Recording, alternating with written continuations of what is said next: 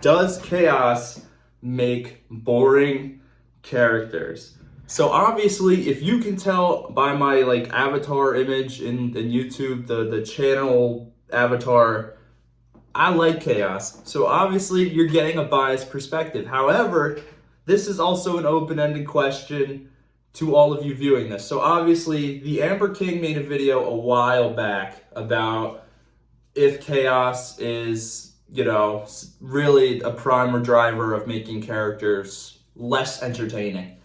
And I wanted to talk about it because I know this is kind of been a long time ago. This was an older video, but I really like his stuff, and I thought this was a really good topic to sort of bring back up because I saw a comment under that video where essentially this commenter said, they're only they can be just as boring as Imperial characters. It just depends on the author. And that's a really good take that I think a lot of people underlyingly understand, but also don't really often conceptualize. I don't think chaos makes boring characters. And before you say, Connor, what do you know about chaos? What makes you so, aware? What are your qualifications, Walsan, or daughter, or anybody else? Renegades of the Long War. I have the Night Lord's Omnibus upstairs. I have Armin's Omnibus upstairs. I finished the Fabius Bile trilogy, and it's safe to say I'm a big chaos enjoyer. So no, chaos does not make boring characters. Absolutely not. That is not the case. That commenter under Amber King's video was completely correct. It just depends on the author, the narrative, who they're going up against. Because Space Marines often, more than not, when I read a novel, this is how I feel.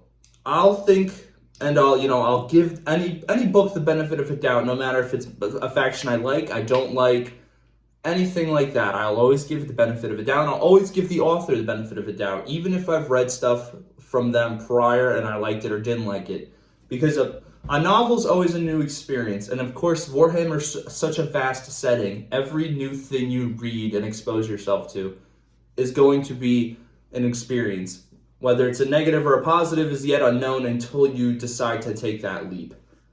So when I started reading Chaos books, and this was about a year or two ago, I must have been, I think, a freshman I was a freshman in college, and my first book was Eisenhorn. So you're saying, what does this have to do with chaos?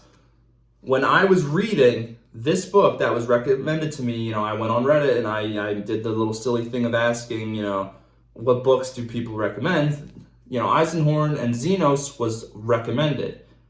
And, of course I got to meet, the Ceruthi, these Chaos and Xenos, and they were really cool. But Eisenhorn himself was really lame. And I'll preface this by saying I went into this book because I really like secrets. I like entrail, political, ploys. That is my style. And this is essentially Eisenhorn. There's a lot of dialogue-heavy moments, and it's more about discovering secrets, discovering conspiracy upon conspiracy. There's layers, and Eisenhorn is peeling those layers back, and at the same time, risking his, puritanical status and kind of delving into heretical status. But it wasn't for me. I didn't find Eisenhorn entertaining, and people say, well, that's his character. You're right. And I tried to give it the benefit of a doubt. But when I read Renegades of the Long War, I was exposed to a lot of Lucius the Eternal, the Emperor's Children, and I found that Lucius, and he may be a biased example, of course, I'm not saying he's not, was entertaining. His warband was entertaining. Everybody involved in this, ready? There's the Faultless Blade, Karn, Eater of Worlds, Sons of the Hydra, and the short story Lucius Pride and Fall. It was interesting. I got to see Karn in action. I got to see, literally after the Siege of Terra, he wakes up and he's the Battle of Scalathrax.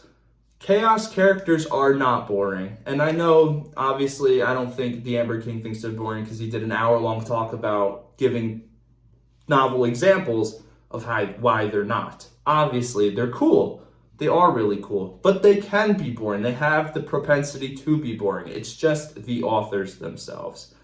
it's not always going to be who's boring and who's not. I just wanted to kind of talk about it, have a little chit chat with y'all. They're cool. A lot of the times, honestly, I think Chaos is more entertaining than really any other faction, maybe besides Orcs. But Orcs don't really count in this instance because they're goobers. And we're not talking about goobers. We're talking about literary complex characters who often delve into serious topics and themes.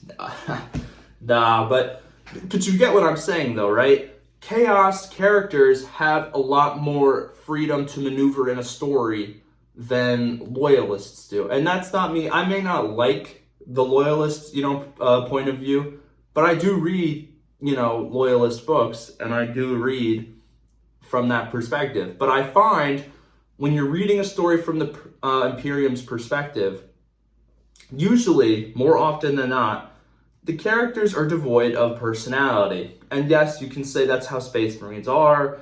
The Hypto indoctrination, they're machines of war, they're proto-child soldiers, sure.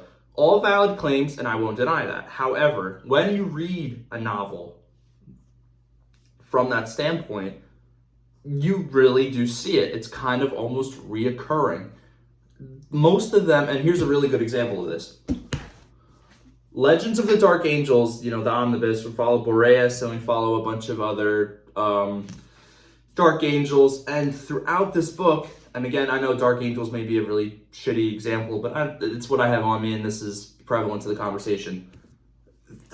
Boreas himself and a whole bunch of others in his company don't have personality. They just kind of talk and for the Emperor and secrets. And yes, I understand, Connor, that's the, whole deal of the Dark Angels. I'm not denying that, but I'm just saying in this novel, they're devoid of personality. And in fact, the people they fight against, often Orcs and Fallen, have so much more personality because they're less constrained. Obviously, Loyalists are constrained by the Emperor. What's heretical, what's not heretical. How do we best, the Codex, Astartes, all that nonsense. There's rules upon rules. Chaos has their own set of rules. Seek your own glory and appease your God. Those are the strongest two rules you can follow. And when you read things like Fabius Bile, you see such an assortment of characters. And if you've read the book, there's the Consortium, which is his war band of apothecaries. He's countless apothecaries from all different legions. That's from defected loyalist legions all the way from Heresy era Marines. And they each have such own distinct personalities and character attributes that you can pinpoint who's who. Who's the Death Guard apothecary who has his own Beast of Nurgle who's called Pazuzu. You understand? Chaos has so much room to maneuver, and it makes them, I would argue that too, they have so much room to maneuver in a story and to really flex their personality as characters and as people in the setting, that they're more entertaining than loyalists, They are so they're free. They're free in a way that other factions aren't. Craft World Eldari, regular Eldari, even Drukhari have to act within the constraints of their character and faction rules. And if you don't know what I mean by that, a Drukhari is always going to act evil and vile and expend copious amounts of resources to stretch out your agony. Craft World Eldar are always going to do their own thing and follow their own warrior path. Farseer, and I don't know the other ones, warriors. And Tau are always going to espouse the greater good, and Tyranids are going to eat, and Orcs are going to crump and do Orcish shit. But Chaos is always ever changing, and that's obviously one of the very appealing points to, I would think, for most people to follow the Chaos, is that you can have so many different avenues to grow and to fall. A lot of people, when you read Chaos novels, people are failing just as much as they're succeeding. The fall to Chaos is entertaining, but when characters thrive under Chaos and also piss off their patron god and get sent down a couple levels is entertaining. You don't get that with other factions. Chaos is chaos. It's insane, it's batshit, and people are casting spells, and there's a scene in the Ahriman omnibus where one of the sorcerers in Ahriman's crew just literally does like an exorcist moment where his eyes roll back and he starts listing off the names of demons, and thousands of demons pour out, and he summons a greater demon of Nurgle. Like, do you understand? You can't get that from the Empyrean. You can't get that from anyone else except Chaos. Or in Fabius Bile, in the trilogy, there's this warrior woman called Sivona who is a chosen of Slaanesh and adapts to the power armor of a former Emperor's children, and she grows to the size of a space marine. You don't get that anywhere else. It's awesome. So yes, to make a long story short, Chaos characters are not boring. They're cool. They're super cool. But the main message I would also like to end this video on is that one commenter under the Amber King's video. Yes, Chaos characters are no more boring than Imperial characters. It just depends on the author and story. Sometimes Chaos characters can just be shitty Saturday morning cartoon villains with no deeper complexity other than they're evil and they want to do dastardly deeds. Other times, they're deeply flawed individuals who constantly make different decisions and either succeed or fail, but whenever they make a decision, we're always watching with keen interest, okay? Just want to make that clear. And that's pretty much the video, guys. Thank you so much for watching. It's always appreciated. And I don't know what the title of this is going to be or the thumbnail, but if you guys enjoyed this, I'm always happy to see that I'm making videos that make you guys maybe smile. Who knows, man? Thank you for watching. I am out of here.